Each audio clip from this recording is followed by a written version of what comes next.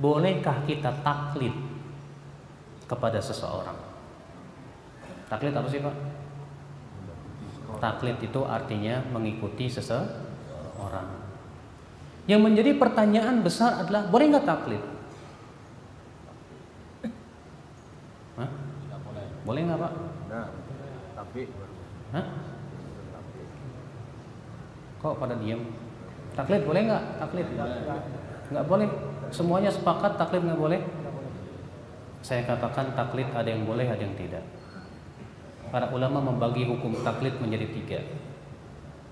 3. Hukum yang pertama wajib. Hukum yang kedua haram.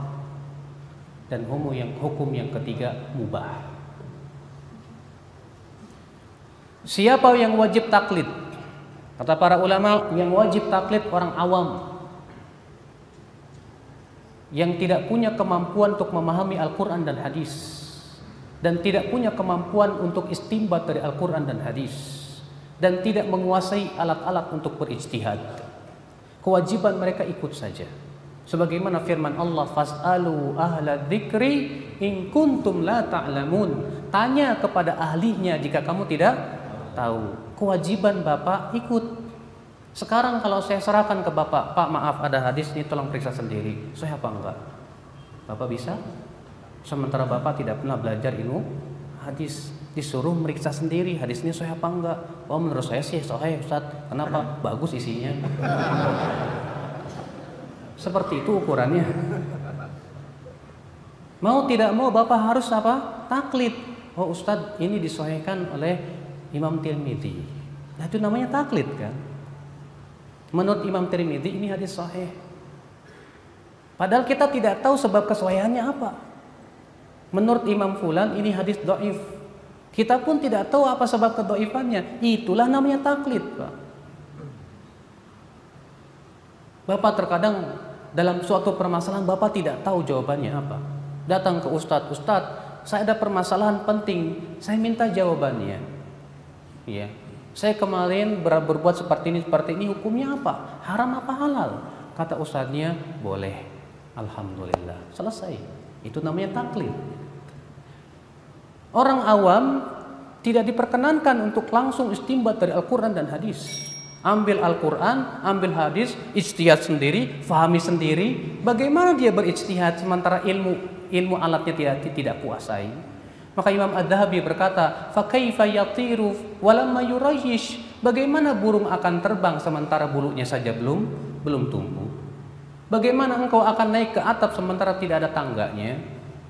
Tidak mungkin, Pak. Maka orang awam diwajibkan oleh para ulama, kamu ikut saja para ulama. Yang menanggung dosa kamu para ulama. Kalau ulamanya salah, kamu ditanggung dosanya oleh ulama. Kewajiban awam hanya bertanya saja. Ya, Syekh, Fulan, Ustadz, saya mau tanya, boleh apa tidak? Ustadz yang ngomong boleh. Ternyata ustadznya berkata tanpa ilmu. Dia yang nanggung dosanya. Makanya Pak, ya, jadi ustadz tuh nggak enak. Karena dia harus berani menanggung dosa orang yang banyak gitu. Kalau dia berkata tanpa ilmu, yang mengikuti 1000 orang, ya 1000 dosa dia ambil itu. La ilaha illallah. Ini taklid yang wajib. Kapan taklid itu haram? Taklid haram apabila telah sampai kepada dia dalil.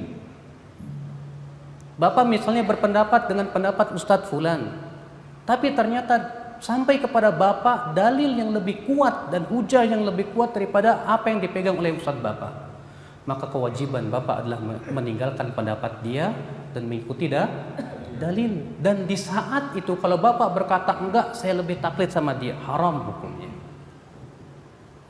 Karena Allah berfirman, wa idza qila lahum ittabi'u ma anzalallah qalu bal nattabi'u ma alfaina alaihi aba'ana, dalam surat Al-Baqarah.